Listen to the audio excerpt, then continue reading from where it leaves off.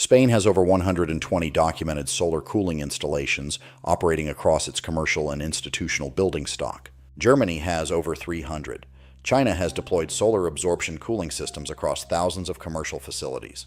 Japan commissioned a demonstration plant at the University of Indonesia in 2014 and confirmed 40% primary energy savings against the conventional air conditioning system it replaced. Every one of these systems converts sunlight into cooling using no compressor electricity, no hydrofluorocarbon refrigerant, and no moving parts in the refrigeration cycle itself.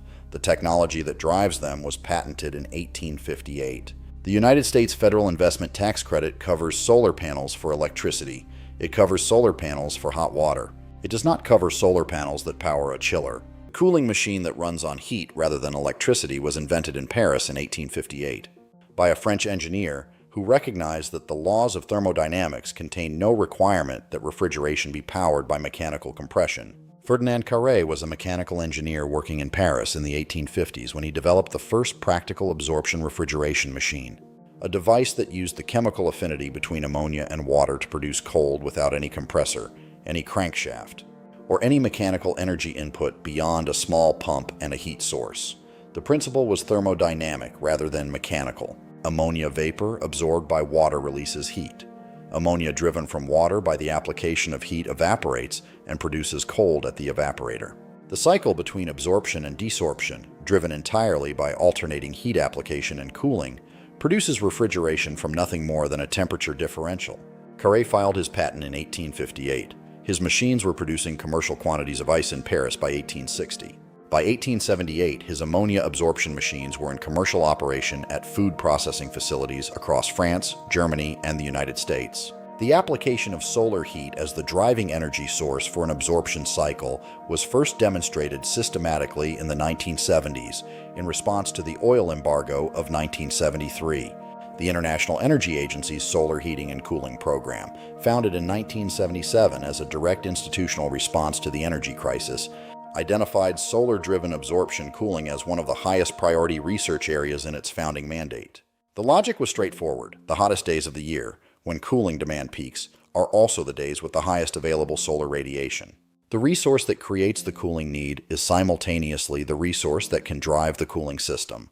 No other energy source has this coincidence property. The IEA-SHC published its first systematic technical assessment of solar absorption cooling technology in 1981, documenting 42 demonstration installations across 12 member countries. Spain began funding solar cooling demonstration installations in the early 2000s, under the European Union's Altener Renewable Energy Program. By 2012, Spain had 120 documented installations with monitored performance data. Germany's BAFA funded 340 documented German installations under its market incentive program. The nearest the technology came to American mainstream adoption arrived in 2009 when the American Recovery and Reinvestment Act's energy provisions temporarily extended the investment tax credit to include all solar energy technologies, and the Department of Energy's Building Technologies Office identified solar cooling as a priority. The roadmap allocated research funding, it published technical guidance, it identified the regulatory gaps that prevented market adoption. The gaps were documented, the funding cycle ended. The installations that would have generated the 10-year durability data required for code inclusion were not built. The solar absorption chiller works through a thermodynamic cycle that uses heat as its driving energy and water as its refrigerant, producing cooling from sunlight through a sequence of phase changes that require no electricity, no synthetic refrigerant, and no moving parts in the core refrigeration circuit. The standard configuration pairs a solar thermal collector array with a lithium bromide absorption chiller. The solar collectors, evacuated tube or flat plate type, heat a water glycol transfer fluid to temperatures between 65 and 90 degrees Celsius, depending on the collector type and ambient conditions. This heated fluid enters the chiller's generator, the component that corresponds to the compressor in a conventional system. In the generator, the heat drives water vapor out of a concentrated lithium bromide solution. The water vapor is the refrigerant. Lithium bromide is the absorbent. No hydrofluorocarbon, no hydrochlorofluorocarbon, no synthetic chemical of any kind participates in the refrigeration cycle. The water vapor driven from the generator travels to the condenser where it releases its heat to the building's cooling tower and condenses back to liquid water. The liquid water then passes through an expansion valve into the evaporator, the component that produces the cooling effect. At the evaporator's low pressure, the water re-evaporates at a temperature of 5 to 7 degrees Celsius, cold enough to chill building supply air, or produce chilled water for a conventional air handling system. The evaporated water vapor travels to the absorber where concentrated lithium bromide solution absorbs it, releasing heat that is also rejected to the cooling tower, and the diluted solution returns to the generator to be reconcentrated by the solar heat input. The cycle runs continuously as long as solar heat is available. The coefficient of performance for a single-effect solar absorption chiller, the ratio of cooling produced to solar heat consumed, ranges from 0.6 to 0.8. A conventional electric compression chiller achieves a coefficient of performance of 3 to 5. The solar chiller produces less cooling per unit of energy input, but the energy input for the solar chiller is sunlight. The energy input for the compression chiller is grid electricity. At current American electricity rates of 17 cents per kilowatt hour, the solar chiller's effectively zero operating energy cost makes it economically competitive. With compression cooling in climates with adequate solar resource, when upfront installation costs are evaluated across the system's 25 to 30-year service life. The International Energy Agency's Solar Heating and Cooling Program Task 53 report, published in 2018 and covering 112 monitored solar cooling installations across Europe and Asia, confirmed primary energy savings of 40 to 70% against conventional compression cooling in high solar resource climates. But does that 40 to 70% energy saving hold in real buildings under real occupancy patterns? CMAT's solar cooling system, commissioned in 2004 using evacuated tube collectors and a 35 kilowatt absorption chiller, has been continuously monitored by the Spanish National Research Council for over 20 years. The published monitoring dataset, covering annual performance from 2004 through 2023, confirms solar fractions, the proportion of cooling energy supplied by solar rather than backup gas, of 60 to 75% across cooling seasons in Madrid's high solar resource climate. The system's measured primary energy consumption for cooling across its operating life is 43% below the equivalent conventional compression cooling system benchmark, documented for comparable Madrid office buildings in the same monitoring program. Japan's demonstration installation at the University of Indonesia in Depok, completed in January 2014 and documented by the International Energy Agency's Heat Pumping Technologies Annex, used a single double-effect combined absorption chiller operating on solar thermal input at 75 degrees Celsius. The first-year monitored performance confirmed 40% reduction in cooling electricity consumption compared to the conventional system it supplemented. The installation continues to operate. If rediscovering the lost art of self-sufficiency matters to you, subscribing and sharing is the simplest way to make sure this kind of knowledge keeps being found. China's deployment of solar absorption cooling at commercial scale is documented by the International Renewable Energy Agency's 2022 Renewable Cooling Market Assessment, which confirmed over 3,000 solar absorption cooling installations operating across China's commercial and institutional building sector. Hotels, hospitals, data centers, and manufacturing facilities with aggregate cooling capacity exceeding 800 megawatts thermal. When the European heat wave of August 2003 killed approximately 70,000 people across France, Germany, Italy, Spain, and Portugal, the majority in urban buildings without cooling capability, the event that caused the deaths was precisely the event that maximizes solar absorption chiller performance. August 2003 was the hottest August in European recorded history. It was simultaneously the sunniest August in European recorded history. The solar resource that would have driven a solar absorption chiller to its peak performance was available in full across every hour of every day that the heat was killing people who had no cooling. The irony is thermodynamic. The crisis that demonstrated the lethal consequence of inadequate cooling was simultaneously the optimal operating condition for the technology that could have prevented it.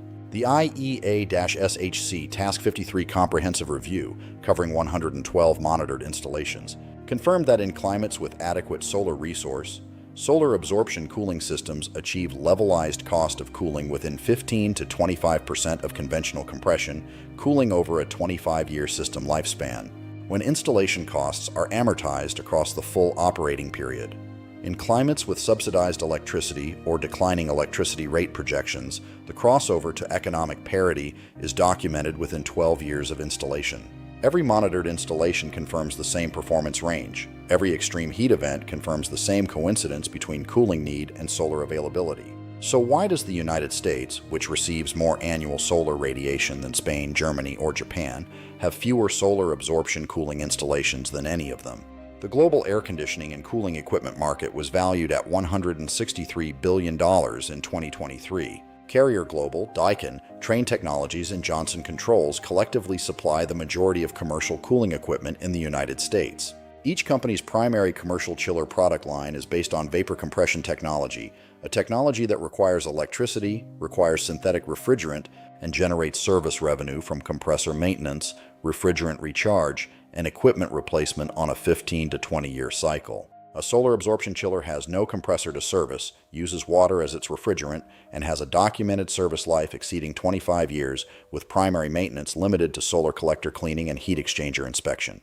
The American federal investment tax credit structure, governing which energy technologies receive the 30% clean energy credit under Section 48 of the Internal Revenue Code as modified by the Inflation Reduction Act, covers solar photovoltaic electricity generation, solar thermal water heating, and battery storage systems explicitly. Solar thermal energy used to drive a cooling system, the specific application of a solar absorption chiller, falls into a regulatory gray area that the IRS has not formally addressed in published guidance. A commercial building owner installing a solar absorption chiller cannot confirm investment tax credit eligibility without a private letter ruling from the IRS, a process that costs between $15,000 and $40,000 in legal fees and takes 12 to 18 months. A building owner installing a conventional rooftop chiller with a rooftop solar array to power it receives the full 30% credit on the solar array automatically. The result is a financial incentive structure that rewards splitting the solar and cooling functions across two separate systems rather than integrating them into the single, more efficient combined system. A lot of what this channel covers was nearly lost, not because it stopped working, but because the industry decided that simplicity wasn't profitable enough. If rediscovering the lost art of self-sufficiency matters to you, subscribing and sharing is the simplest way to make sure this kind of knowledge keeps being found. ASHRAE Standard 90.1's Energy Efficiency Compliance Pathway for Commercial Cooling Equipment evaluates chillers through the Integrated Part Load Value metric, a measure of electrical efficiency under varying load conditions. A solar absorption chiller that consumes no electricity for cooling produces an undefined IPLV score, because the metric was designed for electrically driven equipment. The compliance pathway has no mechanism for crediting a technology whose primary energy input is sunlight rather than electricity. Spain's IDAE solar cooling program provides direct installation subsidies of 15 to 30% of project cost for qualifying solar cooling installations. Germany's BAFA Renewable Energy Market Incentive Program covers solar thermal cooling systems under its Commercial Renewable Heat Subsidy Framework. The European Union's Solar Thermal Europe Trade Association maintains a public database of installation contractors across 22 member states. In the United States, ClimateWell AB, Yazaki Energy Systems, and Broad Air Conditioning manufacture absorption chillers sized for commercial applications available through specialist mechanical contractors. Residential-scale solar absorption systems are available through Solar Panels Plus and equivalent specialty suppliers for installations between 3 and 20 tons of cooling capacity. When the August 2003 European heatwave killed 70,000 people in buildings with no cooling across France, Germany, Italy, Spain, and Portugal, the sun that was killing them was simultaneously available to drive the solar absorption chiller to its peak performance at every hour of every day. They were dying. The solar resource and the cooling need were perfectly coincident. The technology connecting them was not installed. The air conditioning industry spent $163 billion last year selling compressors that consume electricity, circulate hydrofluorocarbon refrigerant with a global warming potential of up to 4,000 times carbon dioxide, and require replacement within 20 years. Ferdinand Carré produced cooling from heat without a compressor in Paris in 1858. The IEA's solar heating and cooling program documented 40 to 70% primary energy savings from solar-driven absorption cooling in 1981. Spain built 120 monitored installations. Germany built 340. China built 3,000. The sun is still producing the same solar radiation it produced during the 2003 heat wave. The absorption cycle still runs at 65 degrees Celsius input temperature. The lithium bromide is still absorbing the water vapor. The question was never whether it works, but rather, the question is why we are still asking why we don't use it. Off the meter. Subscribe so you never miss the next solution the world forgot to use.